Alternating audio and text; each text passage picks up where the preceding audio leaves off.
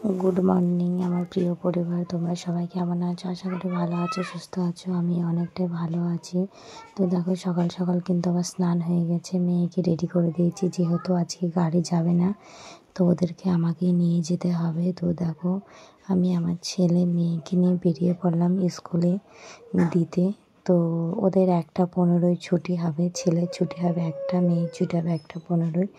তো ওদেরকে ভেতরে ঢুকিয়ে দিয়ে আমরা ওখানে বাইরে বসে থাকবো। তো দেখো বলতে বলতে কিন্তু চলে এসেছি, এই ছেলে মেয়েকে ঢুকিয়ে দিয়েছি স্কুলের ভিতরে। তো এখন আমার ছেলের প্যান্ট মানে হাফ প্যান্ট বানাতে দেওয়া আছে, তো ওই প্যান্টের দোকান থেকে নেব।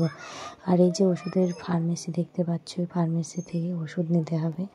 তো চলে এসেছি কিন্তু সবজির মার্কেটে। তো এই যে আমার বান্ধবী যাচ্ছে, আমার বান্ধবী মার্কেট করবে এখানে, সবজি মার্কেট। তো বাড়িতে চলে যাবে আর আমি যাব মামার বাড়িতে। তো ওখান থেকে আবার আমি আসবো, না হলে যাওয়া আসা খুবই কষ্ট। তো দেখি ও কী কী মার্কেট করে, সবজি মানে কী কী নেয়। কিন্তু চলো তোমাদের সাথে শেয়ার করব সবটাই। পুরো ভিডিওটা দেখতে থাকো স্কিপ না করে। আশা করি তোমাদের ভালো লাগবে। ভালো লাগলে অবশ্যই পাশে থেকেও, পাশে থাকার জন্য চ্যানেলটা সাবস্ক্রাইব করে বেল আইকনটি ক্লিক করো। আর দেখো এখানে এত এত মানে কি কাঁচা সবজি আছে না, দেখতে বেশ ভালোই লাগছে। আর আমাদের এখানে না সব কিছুই পাওয়া যায়। তো দেখো বলতে বলতে আমি চলে এসেছি মামাদের এখানে। তো নেমে পড়েছি, তো বাড়ি চলে গেল আর আমি এখানে নেমে পড়েছি। তো দেখো আমি হাঁটতে হাঁটতে যাচ্ছি, আর আজকে কিন্তু প্রচণ্ড রোদ গরম।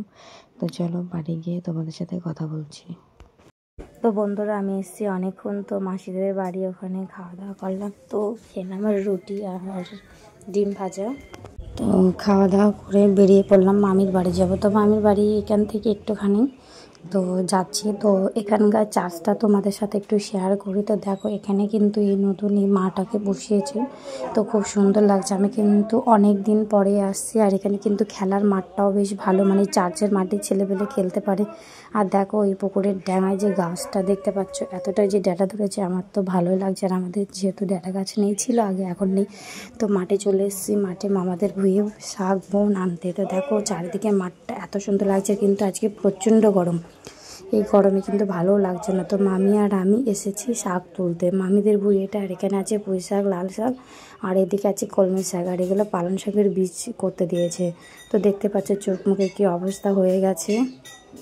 আজকে কিন্তু সারাদিনটা পথে পথে। আর আমি এই যে মামাদের এখান থেকে শাক বোন নিয়ে চলে যাবো আবার ছেলেদেরকে আনতে।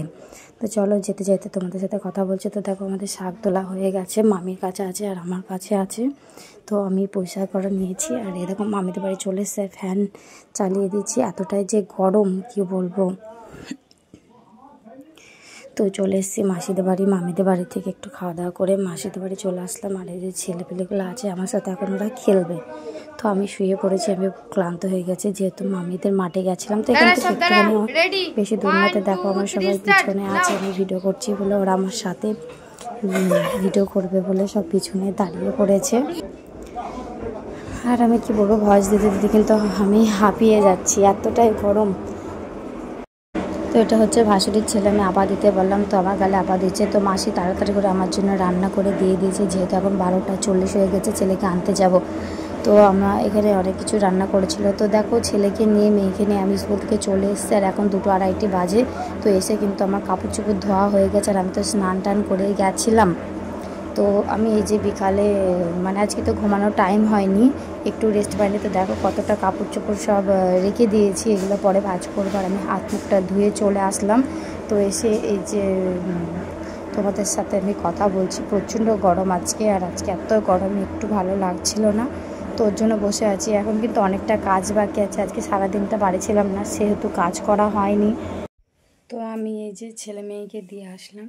তো এখন ঘর গোছাবো, যেহেতু আজকে ছেলে মেয়েকে স্কুলে নিয়ে গেছিলাম, ঘর গোছানো হয়নি। এখন ঘর গোছাবো। এই যে কাপড় চোপড় চারিদিকে এলোমেলো হয়ে আছে। তো চলো গুছিয়ে নিই, তারপর তোমাদের সাথে পরে কথা বলবো। সকাল থেকে ভালোই ছিলাম, হঠাৎ আমার শরীরটা প্রচণ্ড খারাপ করছিল, একবার বমি হয়েছিল। তো হওয়ার পরে বাথরুম হচ্ছিল, তো হতে হতে শরীরটা এত খারাপ করছিল কি বলবো। তো এসে প্রেশার চেক করি, প্রেশার একদম লো হয়ে গেছে, মানে প্রেশার বলতে নেই। তো ডক্টর আমাকে স্যালাইন দিয়েছে। আর আমার শরীরটা প্রচণ্ড খারাপ করছিল আজকে, যেহেতু অনেক গরম ছিল, রোদে রোদে বেরিয়েছি, এরকম তো বার হয়নি বাড়ি থেকে। আজকে অনেকটা খাটনি হয়ে গেছে আর শরীরটা প্রচণ্ড খারাপ করছিল, ওই জন্য স্যালাইন দিয়েছে। আর আমার ছেলে মেয়ে এখানে কতটা দুষ্টুমি করছে তো তোমরাই দেখো। বাবাকে পাঠাবো ভিডিও কল। ওকে কর ভিডিও।